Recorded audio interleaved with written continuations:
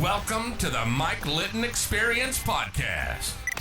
Mike has over 31 years experience in real estate, finance, and investing.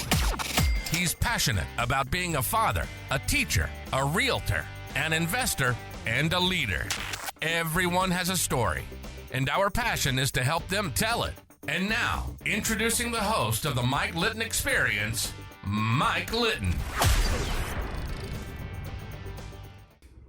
So what can you expect from the Mike Litton Experience? You can expect stories that will inspire, motivate, advice that will sharpen your focus, and expert information on real estate, finance, and market conditions. Birk Farnum, thank you so much for joining us for the Mike Litton Experience, man. I'm really excited to have you here. As we talked about before, everybody has a story, right? And the reason why we started this podcast is our passion is to help them tell it. And one of the things we know before we've even heard your story is your story is going to connect with somebody, right? They're going to connect with you somehow, right? They might be a financial advisor. They might be somebody who grew up like you did or grew up where you grew up, that kind of thing. So, and we know that that connection will inspire and motivate them. And so that's what we're all about. So thank you again for being here, bud. I really appreciate you. Yeah, thanks for having me, Mike. It's a So pleasure. let's start, with your permission, let's start at the very beginning. Let's start with where you were born. Well, I was born in Long Beach City. My dad was going to Long Beach State as an architect, but shortly thereafter moved to LA County in the foothills of the San Gabriel Mountains there. So a little town called Sierra Madre. Okay. Then spent the most of my, from 5 to 18 in a town right next to it called Monrovia. So Okay. 10 minutes east of Pasadena. I always go both places. Yeah, I go to Pasadena. If people know Pasadena, then I'll say, Arcadia. If they know Arcadia because of the racetrack, I'll say Right. Monrovia. So yeah, Right. grew up there. I don't know how deep you want me to get, but was raised by a single mother. So my folks split when I was 8. I have an older brother, 4 years apart. We are now very close. We're kind of our only family. So my mom has passed away February of 2020. Oh, And my sorry. dad's lived in San Miguel de Allende, Mexico for like 17 years. So my big brother and I, that's my family. So yes, my mom, bless her heart, raised 2. We turned out to be good men, but we were probably pretty snotty back then. So I remember one time she said she was going to put us up for adoption and wrote a very nasty letter. And me and my brother were so sad and apologetic. We had taken a ninja star he found outside of high school and sharpened the edges and threw it in the walls. I mean, talk about being little punks. We've grown up to be much better and considerate gentlemen because of her, actually. Just for the record. Poor mom. Yeah, poor mom. 2 boys. My mother used to say, I hope you have 6 just like you. My mom always said, I don't have children at this point in time. She was like, you'll understand one day. Yeah. But I don't blame her, and she also, you'll appreciate this, was a real estate agent for 47 years. So she had to hustle, right? So I come from a long line of real estate agents and property owners, actually. My mother, my Aunt Tuki, who I'm very close with, my grandma Yaya, all real estate agents. So, That's cool, buddy. That's cool. but yeah, I mean, she was hustling and raising two boys, so bless her heart. Yeah. So yeah, and that's where I lived until I was 18, and then I moved to San Diego, I guess when I was 20. I went to college up in LA for a little bit, dropped out for a little bit, got my act together, came to San Diego. So you graduate in Monrovia. You actually we weren't raised religious, but my mom definitely believed in Catholic school and Catholic schooling, private schooling. So I went to a high school called LaSalle in Pasadena. Okay. Yeah, LaSalle Lancers. So I graduated from there 2001. I went to Cal Poly Pomona for about 5 quarters.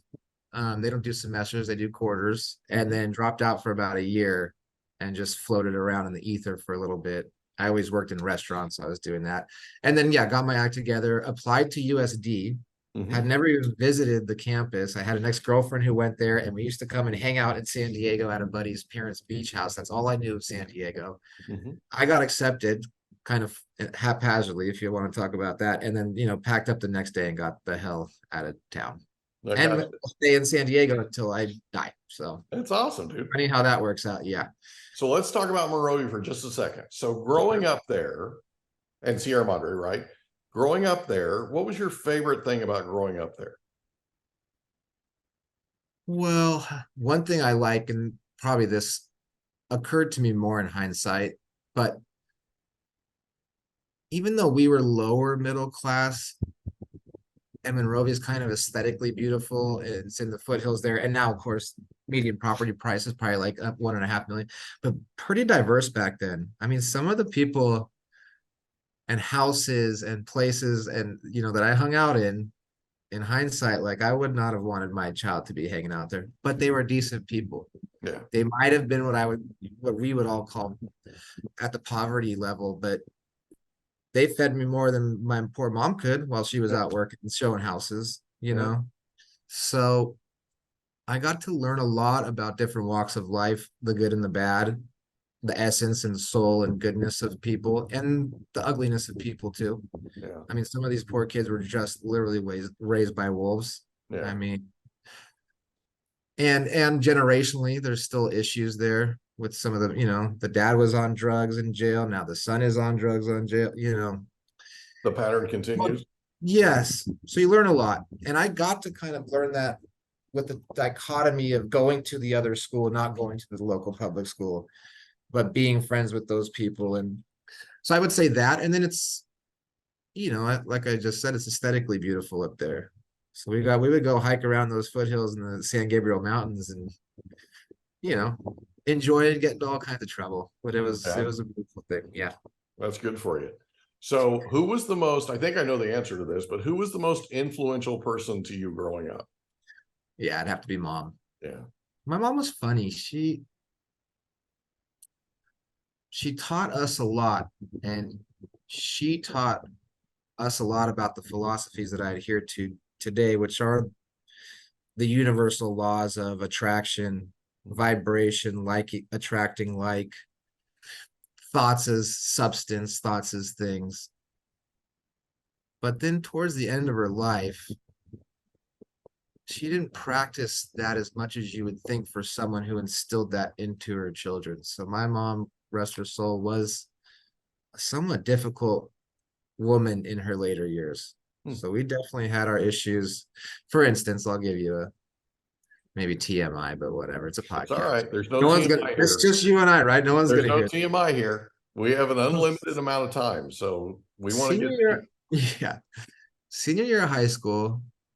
I'm working basically a full-time job. I was a waiter since I was 16, worked in restaurants since I was 14, played football all 4 years, got good grades, just of my own wanton merit, was in AP classes. I mean, I didn't get arrested. I did stuff that stupid teenagers do, but I did it with good judgment and with a good heart and with kindness, and I never hurt anybody. Right. And she came home one day and she found my pot pipe. So yeah, I smoked a little pot, like a lot of teenagers do. I mean, she disowned me. She disowned me. She called the school and disowned me. We didn't speak for a year, and 6 months of that year was the last 6 months of my high school, of my senior year. I mean, and we never really recovered from that. And we just never recovered from that, really. She was a tough lady. There was other times where she didn't speak to me for a year. There's times where she wouldn't speak to my big brother for a year at a time, and it was always, and her big sister and her best friend Barbara, people that I'm very close with still to this day. So there was a little bit of a lack of being in control as the creator that she always taught us we are in this universe. And so, I miss her to death, but she wasn't easy.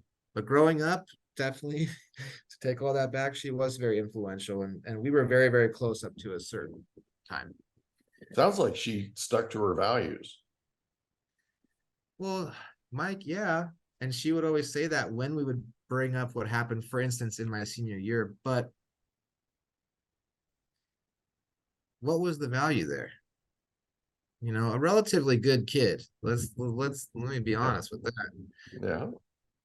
And not to have any contact at all, not a single word in the last 6 months of senior year when we're living together. I mean, I spent Yeah. a lot of time with the girlfriend in Long Beach at Long Beach State, but we were living together. I mean, I never did a hard drug in my life. I don't count pot as a hard drug, but I mean, I just found out I busted my ass senior year to make cum Hmm. sum laude. I don't know why. All of a sudden, grades were important to me in the last 2 years of high school. And my very good friend Liz Plant sits down and she's like, "I saw your mom in the grocery store, and she said you're selling cocaine." I mean, that was so, I didn't have time to sell anything if I wanted to. I was slanging pot pies at the local restaurant called the Monrovian. Like, that Yeah. broke my heart. I broke down in tears, forbade my mom to come to the graduate. I mean, it was just a mess. I Yeah. don't think there was anything great that came out of any of that. Well, I'm Communication. not suggesting there's anything great. Yeah, she stuck to her values, It but just sounds, it sounds like she stuck to her values and clung to that, right? Good, bad, or indifferent, yes, that's right? fair. And it Yeah. sounds like the two of you were kind of hard-headed, and there was some of this going on, right? I have the same exact relationship with my mother. My mother and I did not get along growing up because we were the exact same person. Oh God, I feel like I'm turning into Okay. my mom the older I Yeah. get, but And my dad used to, I mean, my mother and I would have these blow ups, like just blow ups. And my dad, bless his heart, would have to get the whistle out on the referee shirt, right? And he'd come talk to me and he would say to me, "What are you thinking? I have to sleep with her, right? You need to go fix this, right?" And mhm. I had to go fix it. If I didn't fix it, she wouldn't have talked to me for 6 months. My Yeah, mom was similar to yeah. yours. Did you get an opportunity to go fix it? Because I didn't get, Yeah. I Well, was I made told, the opportunity. I yeah, made the opportunity. And yeah, it wasn't one of those things where she refused my approach. Like she didn't refuse to talk to me, right? But I had to humble myself massively in order to get to a place to where we had some sort of understanding, where we had some sort of normalcy, right? I But think yeah, I getting mean, the opportunity to speak with her, yeah, that's a big part of it. yeah. Yeah, And it's, dude, when you have two hard-headed people that are exactly alike, and that kind of sounds like what this is, you have those types of issues, right? Your mom probably took it to an extreme, it sounds she was like. also the adult in the Yeah, situation. It was her yeah, house I was living in. I mean, yeah, I'll tell you what, she did me a big favor when she disowned me from the high school, because man, the dean that used to ride my ass, I got a lot of sympathy, because they were like, yeah, this is pretty extreme. So yeah, did all the other pseudo families that helped raise me along the way. They were like, yes, come on into our house because we know you as the person you are, and this is pretty extreme. yeah. And they and But they get and I they get a feel, right? They get a feel for what you're putting up with, yeah, right? So the veil's been open, right? And so, yeah, I mean, it's, I'm sorry that happened. You know, I'm sorry you had to deal with that, you know. it was hard. I I just think it permanently scarred me in that relationship. And now that she's gone, that's just too bad. Yeah, Yeah. I'm with We you. talked a lot about it. I took her to therapy a few times. I mean, I really wanted to get that communication back, but and I and again, this isn't I sad mom podcast. I understand that, but It's okay. It's a podcast I about saw the same thing, unfortunately, with her and my big brother, her and her big sister, her and her best friend. It was just sad because it wasn't exactly. There was a moment almost where it seemed like she changed. Yeah. I swear. And it just made me sad, really, for her and for us and for her and my brother, for the three of us. But it happened. The love was there. She laid a good foundation. She raised us. Mhm. I do miss her dearly. So, Imagine. it wasn't all for nothing. It is what it was supposed to be, I assume. And she laid a good foundation. And even if she didn't maybe practice the philosophy she instilled in me, it was that philosophy and that mindset that, and maybe we'll talk about it, but all the trauma I've been through has saved my life and allowed me to create and be the creator of my own life, which is a Yeah, it good toughened you up. toughen me up. Yeah, it was hard, right? but it toughened you up. Okay, so you graduate. Did you say cum laude? Not like the top person, whatever is it summa cum laude? I wasn't like right. I didn't give the speech. So you weren't the valedictorian. Okay. That's right. No, they wouldn't have let me do that. No. That's But I was magna, very right? proud of that. Yeah, I got to wear the rope. I was very proud of it. You know, That's there wasn't awesome, anyone, buddy. yeah, there wasn't anyone making me do my homework and stuff at that point in time. So it was kind of, my first years of high school, I really didn't care about grades, but something just hit me in the second 2 years where I just busted my ass to get straight A's if I could. Yeah, AP classes, and I think I just liked learning at that point in time. Something switched where I just was like, you know what, this is actually enjoyable. That's Nerd. cool. Yeah, that's cool. So you graduate Monrovia. I'm going to hit do not disturb because a lot of people are ringing my bell. Okay, so you graduate Monrovia. You go to school where?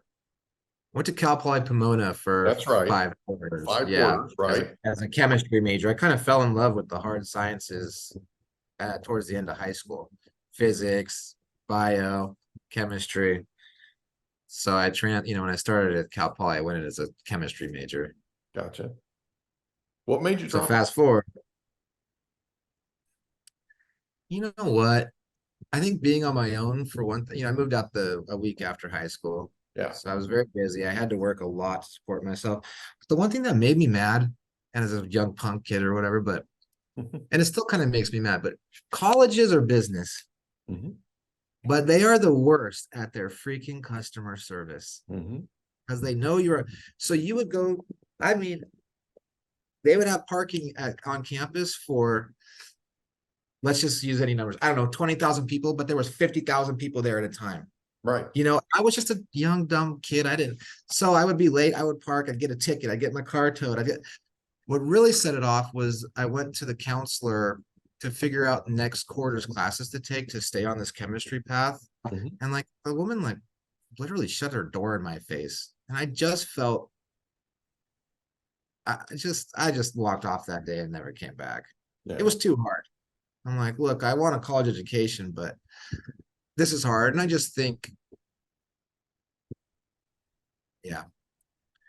probably sounds like I'm a total softie, but no, not at all. I was trying my freaking hardest and working like 7 days a week in the restaurant, these 8-hour shifts to get, I said, forget it. Yeah. And by the way, the 50,000 students to the 20,000 parking spots, you're being generous. Let's be honest. Dude, okay. And in Southern California, you know how expensive real estate is, right? They got to park them somewhere, right? And there are colleges all over Southern California, actually all over California, period, that are still trying to catch up to their issues, right? And a lot of them have to do with parking. A lot of them have to do with real estate. A lot of them have to do with the fact that they got started in the middle of Pomona and the rest of Pomona grew up around them. Absolutely. Right? And the cost of that real estate has gone up dramatically. So has the cost of construction, the whole thing, right? So I'm not making excuses for them. It's just, no. It is. That's literally what people are dealing with. No, you're not wrong. It's just, there's not a lot of businesses that know you're beholden to them so much that they will really forego what I would call customer service. Yeah, and there's no excuse. It's not a free education. That's just uncalled for. So you leave Cal State Pomona, you take a year off, right? You apply to USD, which you said was a story. So we need to hear the story about how haphazardly you got into USD. We got to hear that deal. Because that did change my life and get me down. It got me out of I won't get into details, but a bad living situation in Monrovia. You can get into details. I'll leave that one for next podcast. Yeah.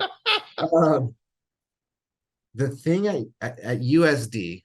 We hope you enjoyed another episode of the Mike Litton Experience. If you did, do us a favor, smash that subscribe button, tell your friends, family, and coworkers about our program, and wherever you get your podcasts, please leave us a rating. It helps us to connect with quality people just like you. And that's a wrap. Another episode of the Mike Litton Experience in the books. Reach out to Mike on Instagram at Litton Realty. Want to meet with Mike? Check out calendly.com/Rio760.